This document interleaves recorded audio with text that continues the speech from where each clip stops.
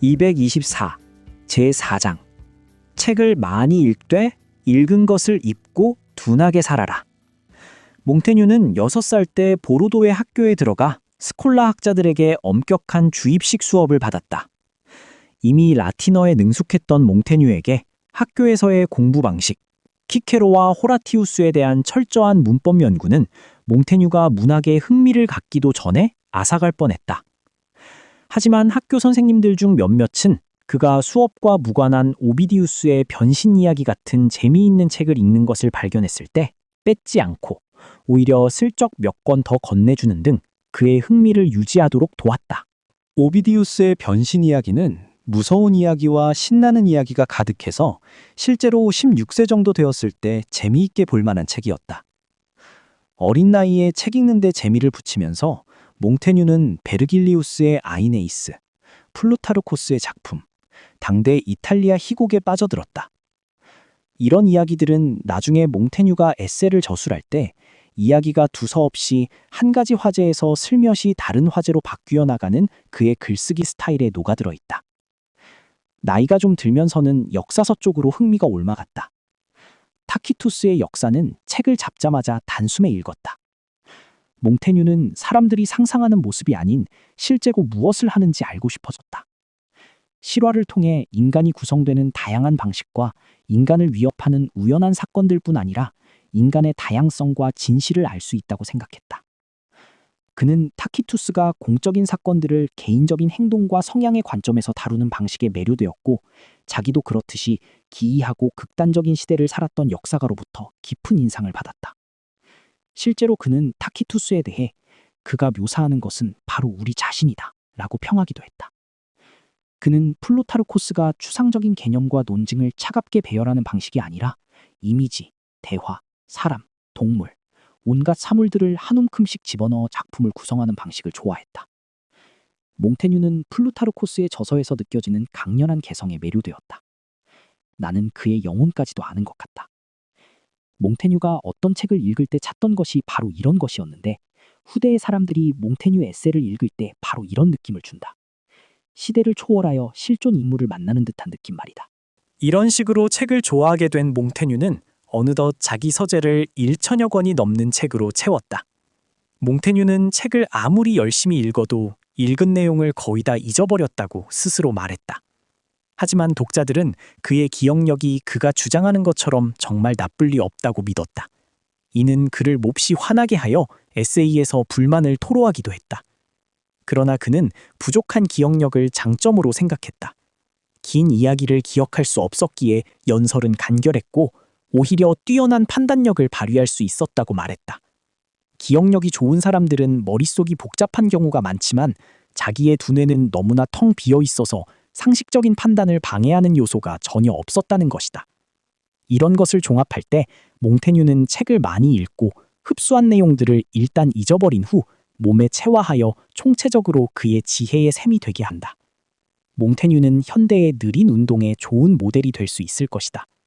그에게 있어 느림은 지혜로 가는 길을 열어주었고, 당대 프랑스를 지배하던 과도함과 광신주의를 상쇄하는 절제정신을 길러주었다. 배운 것은 대부분 잊어버려라. 와, 우둔한 사람이 되라. 는 몽테뉴가 삶의 방식에 대해 내놓은 최고의 답변 2가지였다. 이 2가지 덕분에 그는 거칠애가 아니라 현명하게 생각할 수 있었고, 다른 사람들을 사로잡았던 광신적인 생각과 어리석은 속임수를 피할 수 있었으며 자신의 생각이 이끄는 대로 따라갈 수 있었다. 이것이야말로 그가 진정으로 원했던 것이었다. 23세쯤에 몽테뉴는 법관이 되어 페르괴 법원에 부임했다. 처음 그가 맡은 업무는 정무와 관련된 것이 아니라 법률과 관련된 업무였다. 그의 업무는 사건의 세부 사항을 검토하고 요약하여 서면으로 작성 후 심의위원들에게 제출하는 일이었다. 즉, 사건의 전말을 명확하고 명료하게 요약하고 각 당사자의 입장을 파악하여 최종적으로 판결하는 데 도움이 되게 하는 일이다. 그는 다양한 상황에 놓인 인간의 모습을 다각도로 보는 감각을 이때 키울 수 있었다. 이는 후일 에세이를 관통하는 느낌이 되었다. 16세기 프랑스의 사법법률은 매우 흥미로운 분야처럼 들리지만 지나친 현학주의에 얽매여 있었다. 몽테뉴가 가장 혐오했던 관행은 주석의 남용이었다. 아주 간단한 사건에 대해서도 법률적 권위를 부여하려는 듯이 장황한 문헌의 검토와 주석이 따라붙었다. 몽테뉴는 참고 문헌, 주에서 같은 모든 종류의 2차 문헌을 혐오했다. 당시 사법의 분위기를 볼 수 있는 그가 언급한 또 다른 사례가 있다. 한 무리의 살인범 혐의자들이 이미 재판을 받고 사형 집행을 앞둔 시점에 다른 혐의로 잡힌 사람들이 그 사건의 살인을 자백했다. 당연히 사형 집행이 유예되어야 했지만 법원은 그렇게 하지 않기로 결정했다. 그렇게 하면 판결을 뒤집는 위험한 선례가 될 것이라는 이유에서였다. 법률가들이 오류를 범하기 쉽다면 그들이 만든 법률 또한 마찬가지일 것이다. 이는 누구나 인정하고 받아들여야 하는 사실이었다. 이처럼 인식의 불완전함에 대한 인정과 회의주의는 몽테뉴가 법률뿐 아니라 모든 주제에 걸쳐 보여주는 독특한 사상적 특징이되었다. 종교전쟁의 발발. 1534년 프로테스탄트의 공격적인 벽보 사건 이후 프랑스화는 이들을 이단으로 규정하자 프랑스의 개혁파 지도자 장 칼뱅은 제네바로 도피하여 일종의 망명본부를 세웠다. 칼뱅주의는 오늘날 소수 종교이지만 그 이념은 여전히 놀라울 정도로 강력하다. 칼뱅주의는 전적 타락이라는 원칙을 출발점으로 삼고 있다. 그러한 신에게 취할 수 있는 유일한 태도는 신에 대한 완전한 순종뿐이다. 그 대가로 신은 당신의 추종자들에게 무적의 힘을 부여한다. 즉, 당신은 자신의 의지를 포기하고 신이 창조한 우주 전체의 무게를 모두 짊어져야 한다. 당신은 손 놓고 아무것도 하지 않아도 된다는 뜻은 아니라 정치에 관여하고 신의 의지가 이 땅에 달성되도록 일해야 한다. 이렇게 16세기의 칼뱅주의자들은 스위스의 특별 아카데미에서 교육을 받고 논리와 금지된 출판물을 가지고 프랑스로 파견되어 토착민들을 개종시키고 국가를 불안정하게 만들려 했다. 1550년대 어느 시점부터 위그노라는 이름은 국내외 칼뱅 추종자들에게 붙여지게 되었다. 이들이 나중에 오늘날의 근대 국가, 산업사회를 만든 주역이다.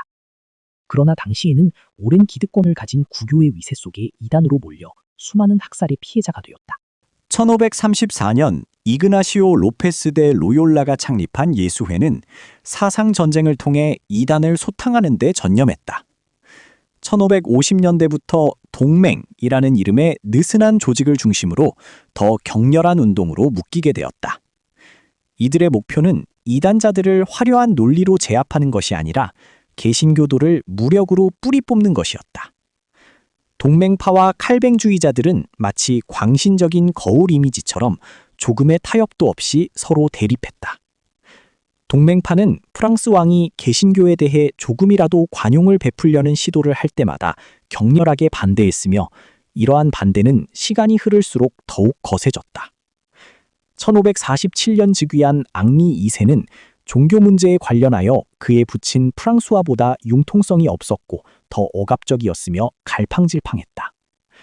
종교적 신념에 더하여 경제적, 정치적 문제들이 겹쳐 내전이 발발했고 이 내전은 몽테뉴가 29세였던 1562년부터 그의 사후 한참 뒤인 1598년까지 세기 말까지 대략 8차에 걸쳐 프랑스 전역을 지배했다. 영화 마고 여왕에 보면 그중 4차 분쟁에 해당하는 바르톨로메오 축일의 신교도 학살 사건이 배경으로 나온다.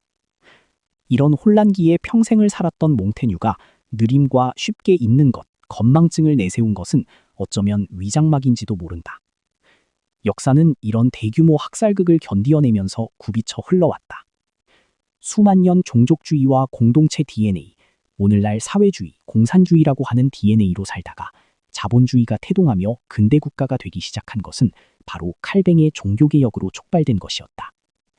그 흐름이 청교도 혁명을 거쳐 자유의 땅 미국으로 건너가 새로운 공화국을 건설한 것이 오늘날 자유주의 민주국가다. 그러나 오랜 역사 속에서 인간의 몸에 새겨진 종족주의, 사회주의 본능이 어떻게 하면 풍요로운 사회가 되는가를 보여준다고 그리 쉽게 없어지는 것은 아니다. 몽테뉴 시대의 종교전쟁과 학살, 프랑스 혁명 속의 수많은 학살, 히틀러 전체주의와 레닌, 스탈린의 소련혁명, 그리고 모택동의 농민혁명이 이르기까지 인류는 수억, 천만 명의 희생을 내고도 이 전체주의와의 전쟁은 끝나지 않았다. 이런 역사를 보면 한국 땅에서 현재 벌어지고 있는 내전적 상황은 큰 희생을 예고하고 있는지도 모른다. 단숨에 결판나지 않을 사태다. 몽테뉴는 무엇이 큰 역사의 흐름일지 분명 짐작했을 것이다. 그는 또한 역사의 흐름이 단숨에 결정되지 않을 것도 알았을 것이다.